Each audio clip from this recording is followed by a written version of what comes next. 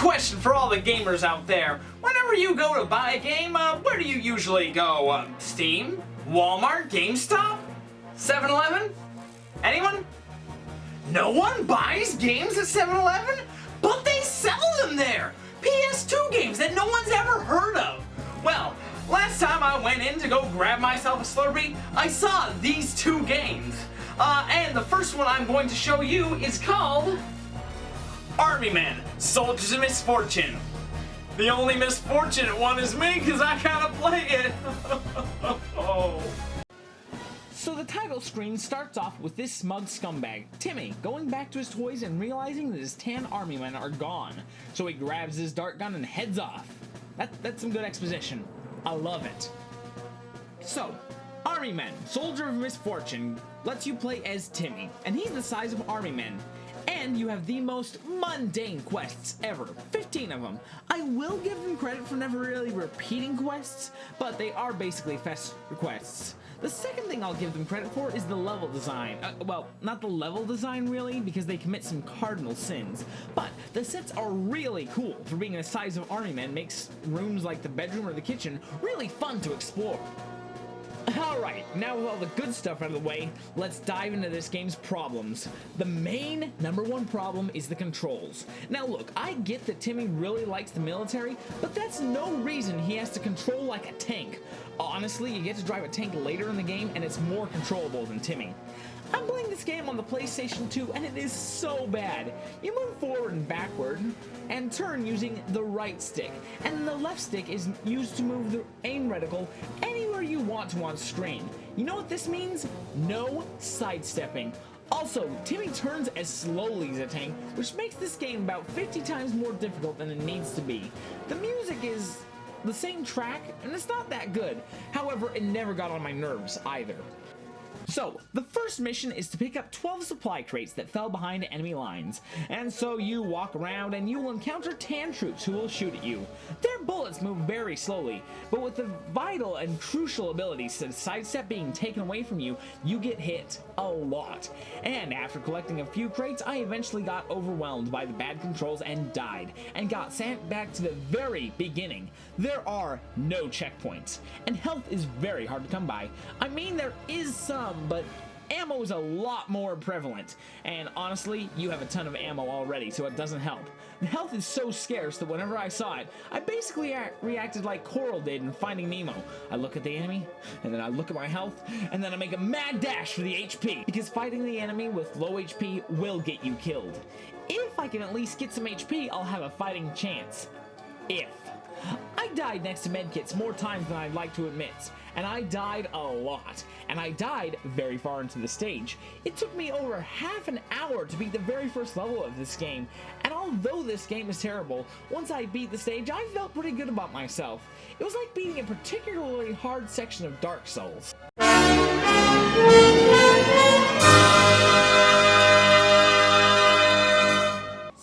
Level was to free 9 captured allied soldiers, take out 9 enemies with keys, and then set the men free. Once again, since I can't go left or right, this was a ridiculously difficult game. I don't consider myself good at games, but I don't consider myself bad either. I have a positive win-loss ratio in Super Smash Bros., and I usually score the most points for my teams in Splatoon about 80% of the time. But this game is so ruthless, and the draw distance forces you to get pretty close to the enemies, and sometimes they just spawn out of nowhere. It took another half hour to beat this level, but I did develop a technique that would allow me to sidestep enemy fire. Rather than facing the enemy straight on like in any game with a half-decent control system, I walk a little off-center with my gun facing to the left or right pretty far, so that when I walk forward and backward, it's like I'm walking left and right. It doesn't help me walk around enemy corners with my weapon drawn, but hey, it's something.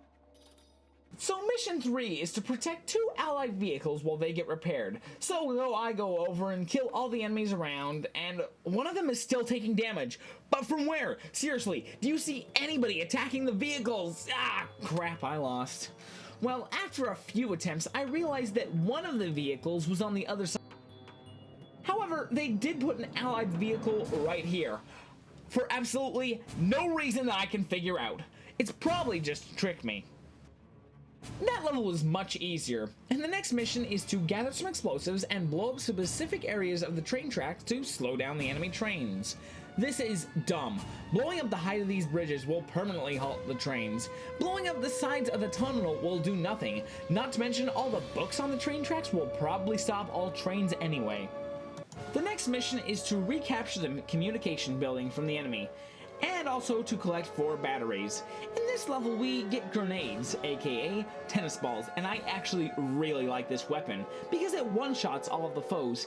However, you either need to keep running as you use it or stand completely still, because if you start to do either of those, it cancels the animation. After we complete that mission, we get to go to the kitchen, and the number 1 mission gives us lots of grenades to blow up blockades that are blocking the Allied supply route. The blockades are simply crates, and every one of them groans out in pain when they're destroyed. This is probably a good time to mention the underwhelming sound design of Soldiers of Misfortune. I think there's only 4 sounds. Gunfire, which sounds like enemy death grunts, Timmy pain grunts, and explosion. But at this level, I get a chance to drive a Jeep around with a machine gun on the back. Oh, this is gonna be sweet, just like Halo.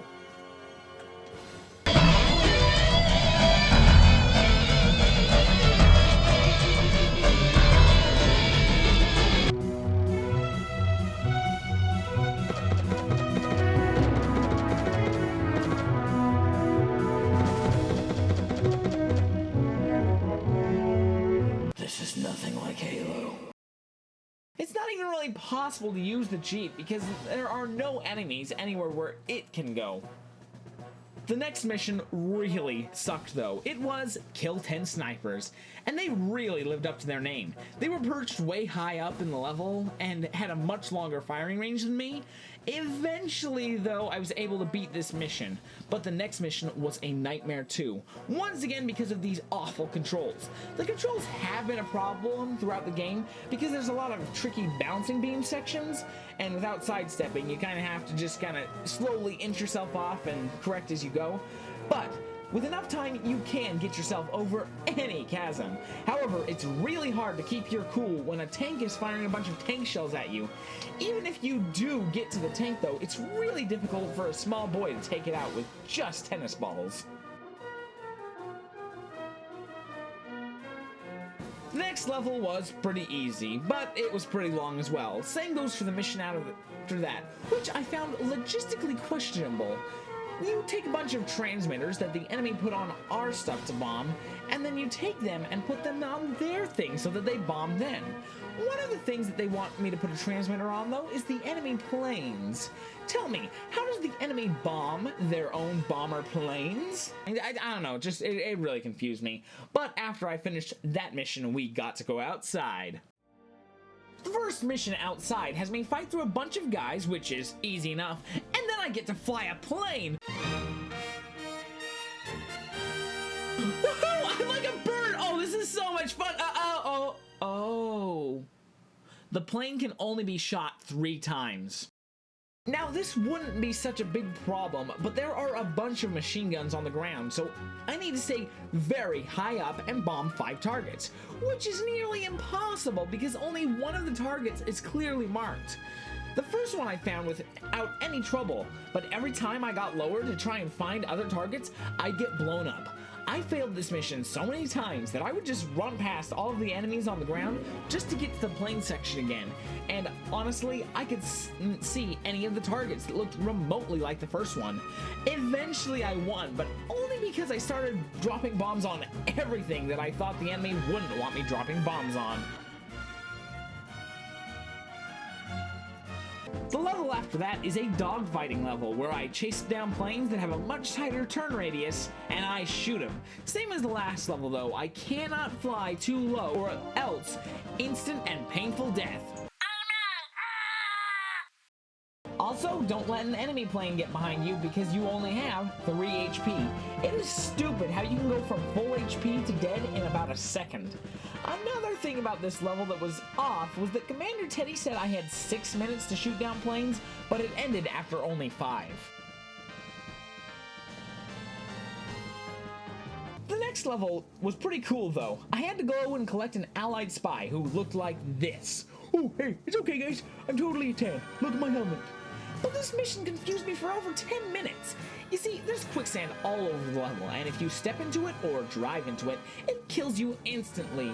The spy told me that I needed to turn off the faucet or to do something to turn the water off, and I tried everything I could think of. I walked the length of the hose looking for a weak point, I got into a tank and blasted the snot out of the faucet, but the guy just kept saying, the hose is creating the quicksand that is blocking our, and I didn't have enough time to read it. So after exhausting all of my ideas on how I could get the water off, I tried a plan so crazy that the horses of Skyrim would be proud of me. I simply got in the Jeep and drove it so fast into the wall that I bounced over it. He kept trying to get me to turn the faucet off, but I got him back to HQ and we passed the level. The next level was pretty similar to the other ones. I just had to collect some explosives and blow up something that the enemy obviously didn't want me to blow up. And then we had the final level. For this, you get to put on a tan uniform and go behind enemy lines to find another spy, get the intel from him, and go back to the Sarge. But the problem is, after you get the intel, you no longer can use the tan uniform. And there are so many enemies. You cannot win by fighting them.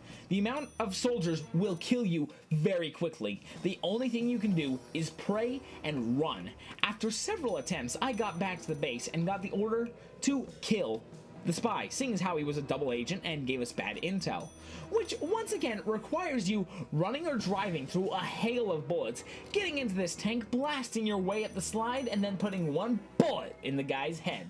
And then we won the war.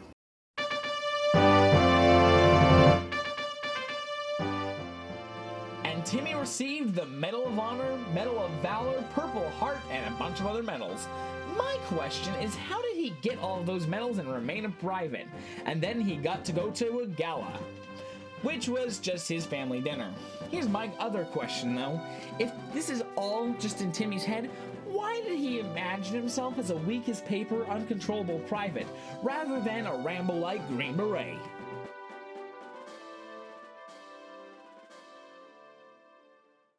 So that's Army Men, Soldiers of Misfortune.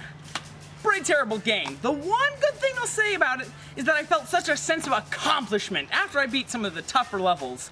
However, I know this is kind of what PPG did with the Sims game. Basically, he buried it in the earth. So I'm gonna do that, but make it more of a running theme with me. Any game that I think is just terrible, I'm just gonna put in this box and bury in the earth. So, Soldiers Men, Army Men of Misfortune, whatever, and World of Zoo, they're going in the box. If you ever find the treasure, it's yours.